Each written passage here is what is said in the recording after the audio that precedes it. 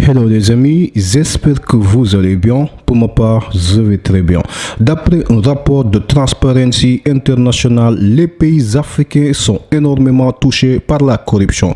Nombreux sont ceux qui stagnent au fond du classement. À noter que le rapport international insiste bien sur le fait qu'il ne mesure pas la corruption mais sa perception.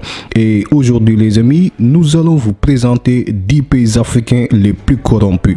Alors, sans plus tarder, si vous êtes nouveau à la chaîne, n'oubliez surtout pas de vous abonner et d'activer la cloche de notification pour ne plus jamais rater aucune de nos vidéos.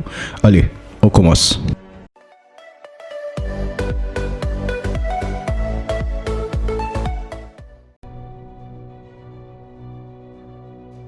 Le Zimbabwe est l'un des pays qui a le plus régressé avec une chute de 20 places. L'instabilité du pays, l'inefficacité du système judiciaire sous la pression du pouvoir exécutif, le manque de transparence, le non-respect des droits des femmes, les listes électorales gonflées des centenaires décédés. La corruption est omniprésente et sévit à tous les niveaux. Les troupes militaires ont pris le contrôle des mines, chassé les mineurs et forcé la population locale à y travailler. Un embargo sur les diamants a été érigé puis levé en 2011. Ces diamants de sang continuent de se vendre sur les marchés. D'abord Premier ministre en 1980, Robert Mugabe a été élu président du pays en 1987. Il a dirigé le pays pendant 37 ans de règne.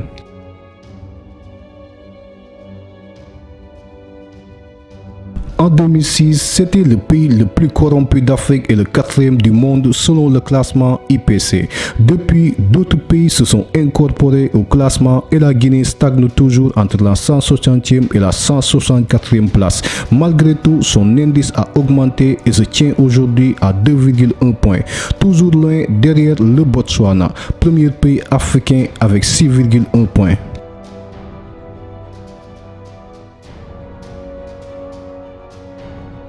Après 27 ans de guerre civile, la corruption est ancrée dans tous les domaines.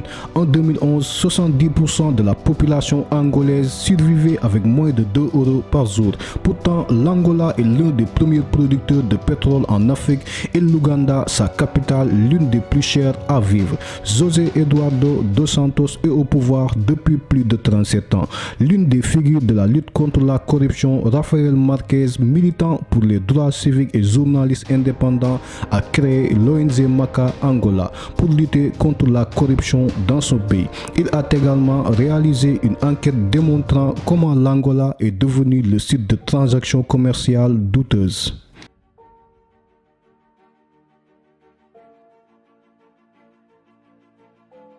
Bien que la corruption soit encore présente, le Tchad est le seul pays à progresser.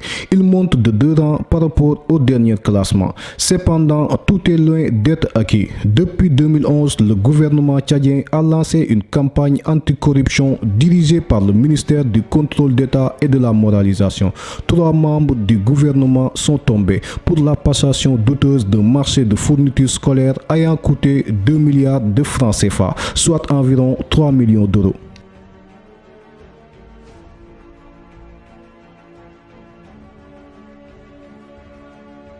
La corruption est profondément ancrée dans la société en RDC. Selon l'économiste congolais Oasis Kodila Tidika, 55% des recettes du trésor public se volatilisent à cause de la corruption. Les taxis et les taxibus sont contraints de payer régulièrement les forces de l'ordre pour pouvoir circuler, pour un simple contrôle de véhicule ou un droit de passage. 8% des recettes journalières sont prélevées, ce qui constitue une perte pouvant aller jusqu'à 60% de le revenu moyen. En plus de ces retombées économiques, ce phénomène influe sur le trafic et crée un déséquilibre sur les transports en commun, embouteillages et contournements d'itinéraires.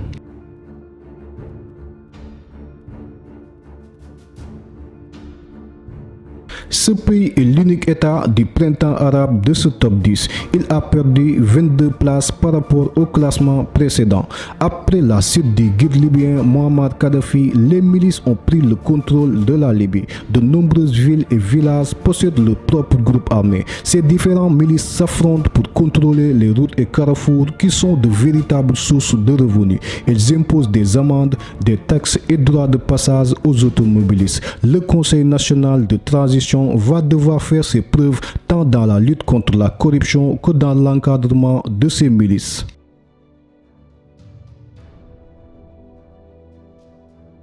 Phénomène social très répandu, la corruption s'est infiltrée dans tous les domaines, de la politique à la santé, et la confiance dans l'État ne cesse de se détériorer.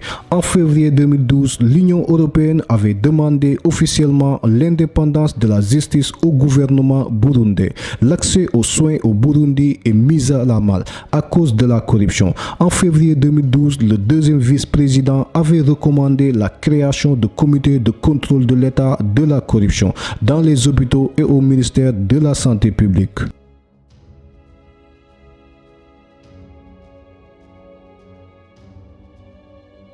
Teodoro Obiang Nguema est considéré comme l'un des chefs d'État les plus riches du monde. À la tête de la Guinée équatoriale depuis 1979, il prépare son fils Théodoring à prendre la relève selon plusieurs autorités. La famille présidentielle est réputée mondialement pour ses frasques. Le Sénat américain soupçonne un détournement de plusieurs milliards de recettes pétrolières nationales transférées sur un compte offshore contrôlé par Teodoro Obiang Nguema. L'affaire des biens mal acquis très médiatisée a été impulsée par une plainte de Transparency et le fils du président est encore une fois dans le viseur de la justice.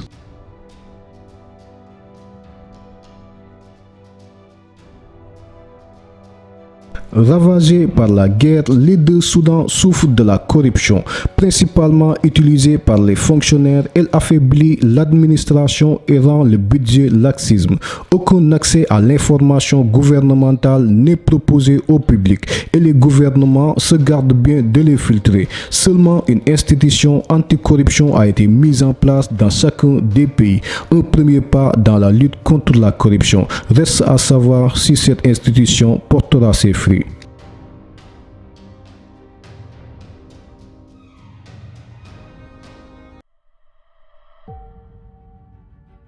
La Somalie occupe la dernière place de ce classement. Plongée dans la guerre civile depuis plus de 20 ans, la Somalie frôle le fond avec une note de 1 sur 10. Les différentes milices, notamment à Mogadiscio, rendent la ville insupportable pour la population.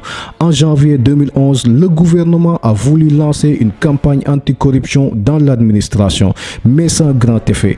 Tant que la situation géopolitique s'aggravera d'année en année, la Somalie ne parviendra pas à se débarrasser de la corruption et sa note continuera de se dégrader.